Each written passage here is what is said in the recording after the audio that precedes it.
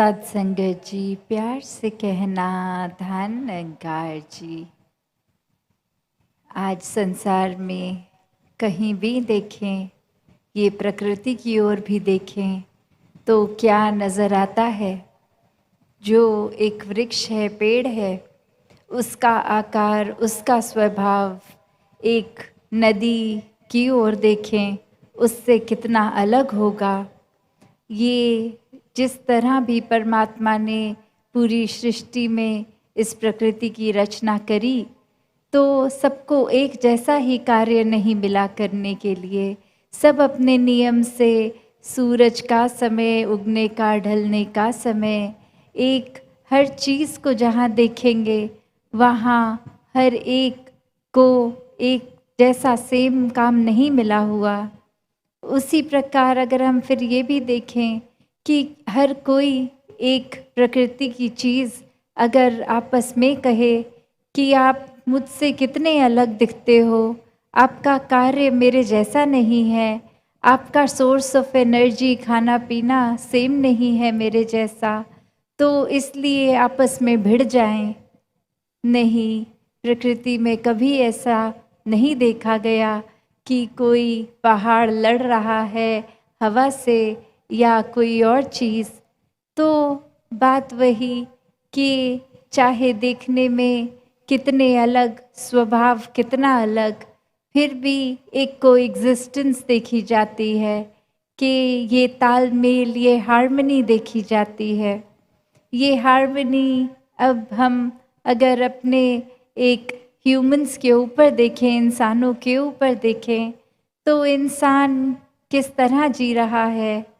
एक छोटा सा ही कारण बना लेता है कि सामने वाला व्यक्ति मेरे जैसा दिखता नहीं है, मेरी एक राज्य की भाषा नहीं बोलता, एक कुछ खाने पीने का एक तरीका, बोलचाल का, एक जाति, एक रिलीजन सब अलग है, तो इसको एक कारण बना लेता है खुद को दूसरे व्यक्ति से ज़्यादा ऊंचा और अगले को नीची दृष्टि से देखने का। एक इंसान को जब परमात्मा ने बना के इस संसार में जन्म दिया, तो क्या भाव होना एक इंसान का। इंसान को प्यार बनने के लिए, प्यार बांटने के लिए जो जन्म हुआ, और वो ही एक जन्म नफ़रत में समय बर्बाद करने में लगा हुआ इंसान, अगर कोई बहाना ना भी हो तो भी छोटे छोटे कारण ही एक घर के अंदर ही बना लेते हैं। अजनबियों के साथ तो छोड़ो, आपसी परिवार में भी, कि अपने परिवार के इस सदस्य के इस स्वभाव की ये बात नहीं पसंद, इसलिए कुछ समय उनसे बात नहीं करेंगे, या अपनी बोलचाल वाणी को गुस्से में या अपशब्द बोल के उनका तिरस्कार कर दिया जाता है।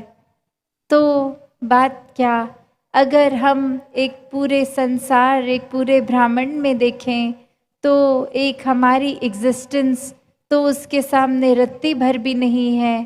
फिर भी हमने अपनी मान्यताओं को, अपने आप को सर्वश्रेष्ठ बनाने, अपने दिमाग में ऐसा खुद को अहंकार से भर लिया कि फिर एक किसी के लिए भी दिल विशाल नहीं हो रहा, औरों के लिए क्या, अपनों के लिए भी नहीं हो रहा। तो अगर हम ये देखें कि हर एक का स्वभाव अगर अलग है, तो भी एक इंसानियत होना क्या है।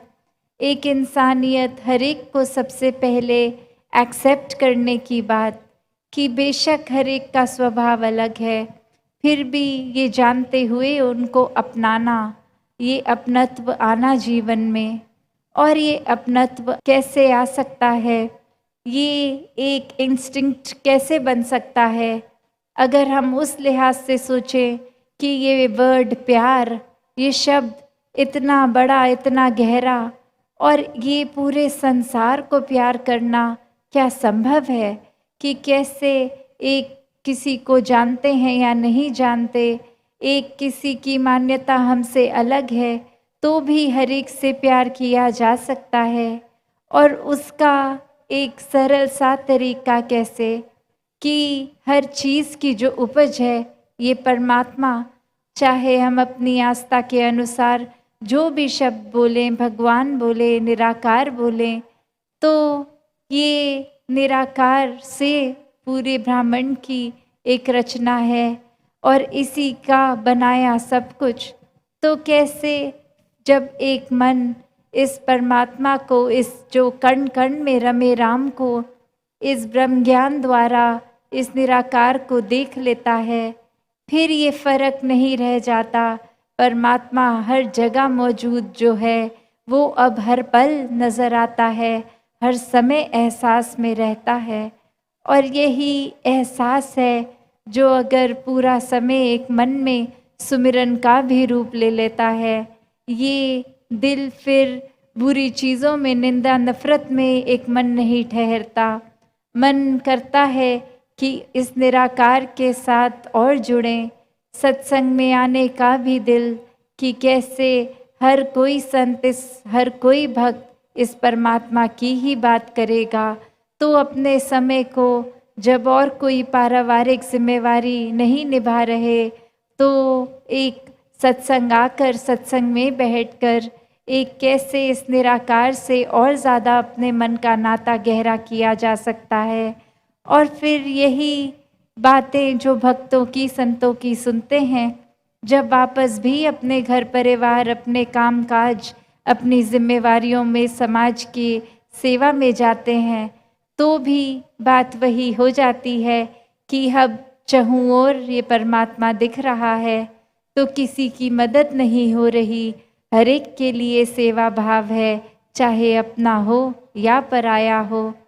तो जब ये परमात्मा को देखकर, इससे प्यार करके एक इसके साथ एकत्व स्थापित हो गया, तो इस परमात्मा की बनाई हर चीज़ से वो प्यार खुद ब खुद हो जाता है। ऐसा ही भाव आज बार बार रूहानियत और इंसानियत संग संग में सब सुन रहे थे कि ये परमात्मा, ये रूहान मन इसके साथ जुड़ जाता है, तो ये इंसानी गुण, ये ह्यूमन वैल्यूज़ एक सीखने की बात नहीं रह जाती। वो खुद ब खुद ये दिल हमारा प्यार बन जाता है, तो प्यार बांटता है। फिर दिल किसी की छोटी छोटी बुराइयों को नहीं तलाशता, हर एक के लिए मन इतना विशाल हो जाता है कि सबको एक्सेप्ट करते हुए, सबसे प्यार करते हुए, इस मन में वो गलतियों के बावजूद भी हर किसी की एक मन में प्यार का भाव के साथ उनको बसा लेते हैं। फिर एक मन करुणा, दया का प्रतीक बन जाता है कि किसी